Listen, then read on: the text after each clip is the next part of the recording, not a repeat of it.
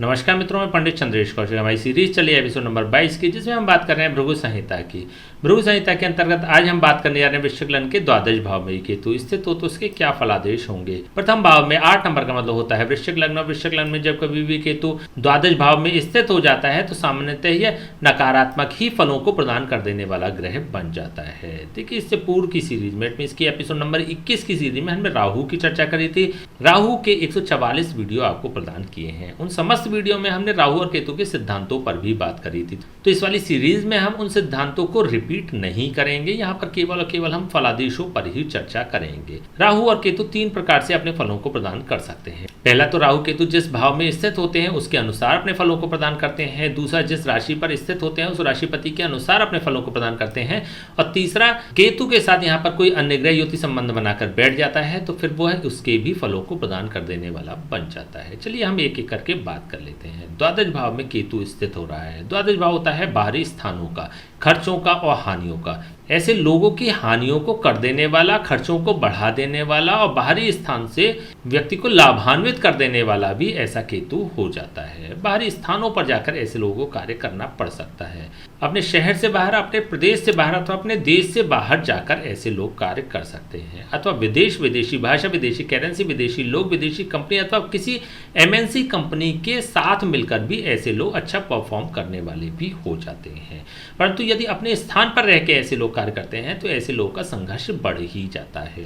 द्वादश भाव मोक्ष का कारक भाव माना गया है, केतु मोक्ष का कारक ग्रह माना गया था, इसलिए द्वादश भाव के केतु को मोक्ष प्रदाता भी कहा जाता है। द्वादश भाव अस्पताल का भी होता है और जेल का भी होता है।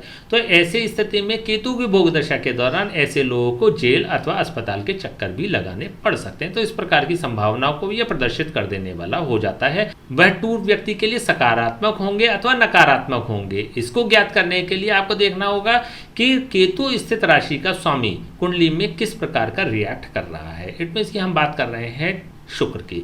शुक्र कुंडली में जैसा भी रिएक्ट करता है वैसा ही केतु भी अपने फलों को प्रदान कर देने वाला बन जाता है। इट मीन्स कि शुक्र यदि शुभ भावों में स्थित हो जाता है, शुभ हो जाता है, तो केतु भी शुभ फल प्रदान करेगा। यदि शुक्र नकारात्मक भावों में स्थित हो जाता है, नकारात्मक हो जाता है, तो केतु भी अत्यधिक नकारात्मक फलों को प्रदान कर देने वाला यहाँ पर बन जाएगा। मान लीजिए कि प्रथम भाव में ऐसा शुक्र स्थित हो जाता है तो ऐसी स्थिति में केतु अपनी भोग दशा के दौरान अत्यंत शुभ फलों को प्रदान कर देने वाला बन जाता है। बाहरी क्षेत्र से ऐसे लोगों को लाभान्वित करने वाला भी हो जाता है, हानियों को समाप्त कर देने वाला और खर्चों को कम कर देने वाला भी ऐसा केतु अपनी भोग दशा के दौरान हो जाएगा। यदि द्वितीय भाव में ऐसा शुक्र स्थित हो जाता है तो ऐसी स्थिति में अपनी भोग दशा के दौरान व्यक्ति को बाहरी क्षेत्रों से धन प्राप्ति कराने वाला भी यह बन जाता है। बाहरी क्षेत्रों में जाकर ऐसे लोग धन का अर्जन करने वाले भी हो जाते हैं। द्वितीय भाव क्योंकि एक मारक स्थान भी होता है तो ऐसी स्थिति में केतु की भोग दशा के दौरान व्यक्ति को कुछ शारीरिक कष्ट प्रदान कर देने वाला भी ऐसा केतु हो जाएगा। यदि तृतीय भाव में ऐसा शुक्र स्थित हो जाता है तो ऐसी स्थिति में केतु अपनी भोग दशा के दौरान व्यक्ति को अत्यधिक मेहनत, परिश्रम, पुरुषार्थ और संघर्ष करने के पश्चात बाहरी क्षेत्रों से लाभान्वित करने वाला भी हो जाता है। यात्राओं से भी लाभान्वित करने वाला हो जाता है।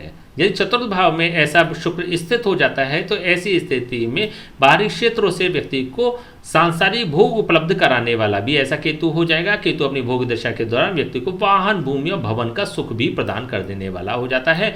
बाहरी क्षेत्रों पर जाकर ऐसे लोग सफल हो सकते हैं। यदि पंचम भाव में ऐसा शुक्र स्थित हो जाता है और उच्च का होकर स्थित हो जाता है तो केतु अपनी भोग दशा के दौरान अत्यधिक शुभ फलों को प्रदान कर देने वाला बन जाएगा। ऐसे लोगों के मान, सम्मान और प्रतिष्ठा की वृद्धि कर देने वाला भी हो जाता है। ऐसे लोगों को उच्च पद का लाभ प्रदान कर देने वाला भी बन जाता है। महत्वाकांक्षाओं को पूर्ण करने वाला भी हो जाता है। अपने बुद्धि, ज्ञान और विवेक से ऐसे लोग उत्तरोत्तर उन्नति करने वाले भी जीवन में हो जाते हैं। संतान पक्ष से भी ऐसे लोगों को अत्यंत शुभ फलों की प्राप्ति हो जाती है। यदि षष्ठम भाव में ऐसा शुक्र स्थित हो जाता है तो ऐसी स्थिति में रोग, ऋण और शत्रुओं से ऐसे लोगों को पीड़ित कर देने वाला भी ऐसा केतु हो जाता है। ऐसे लोगों को केतु से संबंधित रोग होने की संभावना यहाँ पर बढ़ जाती है।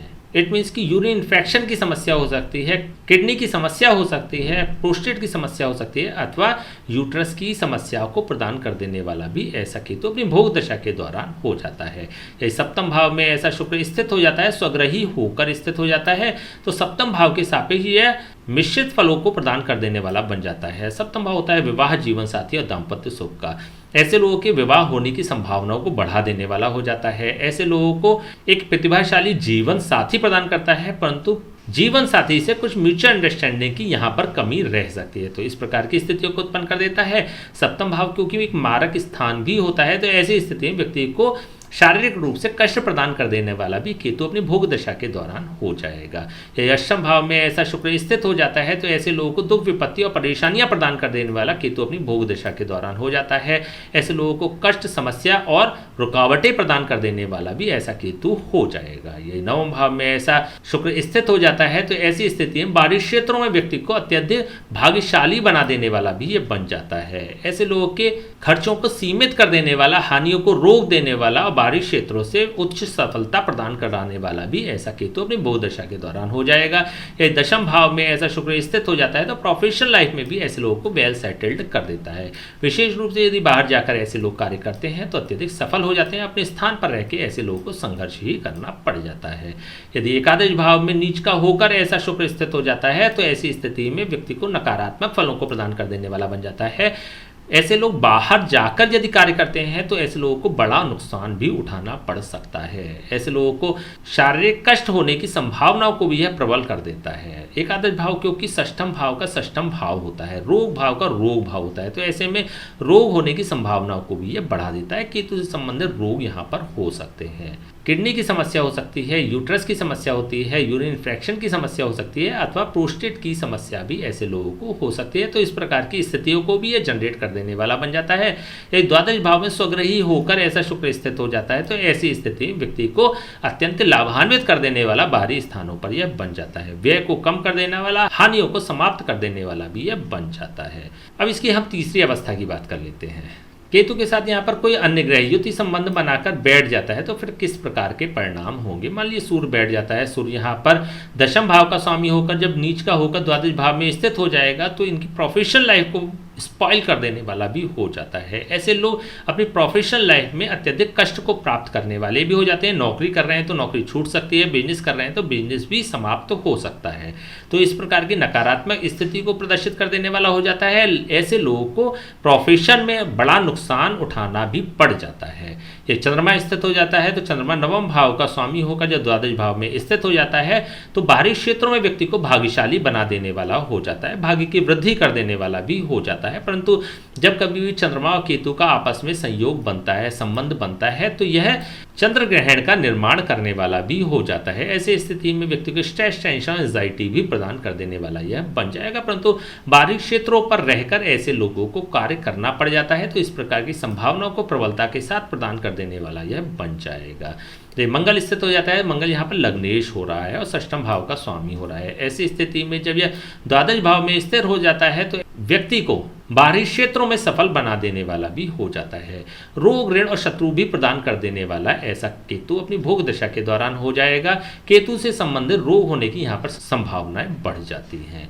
यदि बुध स्थित हो जाता है तो बुध यहाँ पर अष्टम भाव का स्वामी हो रहा है, एकादश भाव का स्वामी हो रहा है। व्यक्ति को बाहरी क्षेत्रों में भी दुख, विपत्ति और परेशानियां प्रदान कर देने वाला हो जाता है, कष्ट, समस्याएं और रुकावटें प्रदान कर देने वाला हो जाता है, लेकिन लगातार व्यक्ति को लाभान्वित करने वाला भी हो जाएगा। इट मीन्स कि ऐसे लोग बाहर जाकर कार्य तो कर लेते हैं, लाभान्वित तो हो जाते हैं, लेकिन ऐसे लोगों को बाहरी स्थानों पर कष्ट ही उठाना पड़ जाता है। ऐसे लोगों को कंफर्ट प्राप्त नहीं होता। अत्यधिक मेहनत, परिश्रम, पुरुषार्थ और संघर्ष करने के पश्चात ऐसे लोगों को फलों की प्राप्ति हो पाती है। यदि गुरु स्थित हो जाता है तो गुरु यहाँ पर द्वितीय भाव का स्वामी हो रहा है, पंचम भाव का स्वामी हो रहा है। ऐसी स्थिति में ऐसे लोग अपने बुद्धि, ज्ञान और विवेक से बाहरी क्षेत्रों में सफलता प्राप्त करने वाले भी हो जाते हैं, धन का अर्जन करने वाले भी बन जाते हैं। ऐसे लोगों को बाहरी क्षेत्रों में पद भी प्राप्त हो जाता है। संतान पक्ष से भी ऐसे लोगों को मुफीद रिजल्ट्स ही प्राप्त होते हैं, पॉजिटिव रिजल्ट्स ही प्राप्त होते हैं। द्वितीय भाव क्योंकि एक मारक भाव भी होता है तो बाहरी स्थानों पर भी ऐसे लोगों को कुछ संघर्ष करना पड़ जाता है। ये शुक्र स्थित हो जाता है तो शुक्र यहाँ पर सप्तम भाव का स्वामी हो रहा है। सप्तम भाव का स्वामी होकर जो द्वादश भाव में स्थित हो जाता है तो जीवन साथी से भी कुछ मन मुटाव की स्थितियों को उत्पन्न कर देने वाला बन जाता है, विवाद की स्थितियों को भी उत्पन्न करने वाला यह हो जाएगा। विवाह जीवन साथी और दाम्पत्य सुख को प्रदर्शित कर देने वाला सप्तम भाव होता है, तो ऐसी स्थिति में ऐसे लोगों के विवाह होने की संभावनाओं को भी केतु की भोगी दशा के दौरान बढ़ा देने वाला हो जाता है और इसी के साथ ऐसे लोगों को जीवन साथी भी प्रदान कर देता है। लेकिन विवाह के पश्चात दाम्पत्य सुख की कुछ कमी करा देने वाला भी यह हो जाएगा। ऐसे लोगों के जीवन साथी की स्वास्थ्य की हानि करा देने वाला भी हो जाता है। स्वास्थ्य संबंधी समस्याएं प्रदान कर देने वाला भी जीवन साथी को हो जाएगा। केतु से संबंधित रोग होने की यहाँ पर संभावनाएं बढ़ जाती हैं। यही शनि स्थित हो जाता है तो शनि यहाँ पर तृतीय भाव का स्वामी हो रहा है, चतुर्थ भाव का स्वामी हो रहा है। ऐसी स्थिति में व्यक्ति को बाहरी क्षेत्रों में अत्यधिक मेहनत, परिश्रम, पुरुषार्थ और संघर्ष करा देने वाला भी बन जाता है। इसके पश्चात ऐसे लोगों को बाहरी क्षेत्रों में वाहन, भूमि और भवन को प्रदान कर देने वाला बन जाता है। सांसारिक भोगों को उपलब्ध कराने वाला भी यह हो जाता है। ऐसे लोगों के बाहर सेटल्ड होने की संभावनाएं अत्यधिक बढ़ जाती हैं। चलिए अब बात कर लेते हैं इसके उपाय, क्या उपाय हो सकते हैं। देखिए, जब कभी भी आप केतु का उपाय करेंगे तो उससे पूर्व आपको दो उपाय और भी करने होंगे। फर्स्ट ऑफ ऑल तो आपको ये देखना होगा कि इस कुंडली में शुक्र की स्थिति क्या है, क्योंकि केतु शुक्र की राशि पर स्थित हो रहा है। शुक्र पर हमने 144 वीडियो आपको प्रदान किए हैं। वृश्चिक लग्न के विभिन्न भावों में शुक्र की स्थिति पर भी हमने 12 वीडियो तैयार किए हैं। तो आप हमारे चैनल की प्लेलिस्ट में जाकर शुक्र से संबंधित वीडियो देख सकते हैं। आवश्यकता होने पर वीडियो के अंत में आपको उपाय भी मिल जाएंगे, उन उपायों को आप कर सकते हैं। तत्पश्चात आपको यह देखना है केतु के साथ कोई अन्य ग्रह स्थित तो नहीं है। यदि कोई अन्य ग्रह स्थित होता है तो फिर आपको उसका भी उपाय कर लेना चाहिए। उसका भी उपाय आप हमारे चैनल की प्लेलिस्ट में जाकर देख सकते हैं। बेसिकली सूर्य से लेकर राहु तक प्रत्येक ग्रह पर हमने 144 वीडियो आपके लिए प्रदान किए हैं। तो आपने वाली वीडियो को देखिएगा, उसमें जो उपाय दिए गए हैं आवश्यकता होने पर वह उपाय भी आप कर सकते हैं। तत्पश्चात ही आपको केतु का उपाय करना चाहिए। केतु के लिए बुधवार से प्रारंभ करें। अपने थाली में से एक रोटी निकालकर अलग रख दें। भोजन करने के पश्चात वो कुत्ते को प्रदान कर दें। यदि आप ऐसा लगातार करते हैं, प्रतिदिन करते हैं, तो फिर केतु आपके लिए अत्यंत शुभ फलों को प्रदान कर देने वाला बन जाएगा। ठीक है, तो चलिए आज हमने बात करी वृश्चिक लग्न के द्वादश भाव में ये केतु स्थित हो तो उसके क्या फलादेश होंगे। नेक्स्ट वीडियो हम बात करेंगे धनु लग्न के प्रथम भाव में ये केतु स्थित हो तो उसके क्या फलादेश होंगे। तब तक के लिए हमें आज्ञा दीजिए। नमस्कार।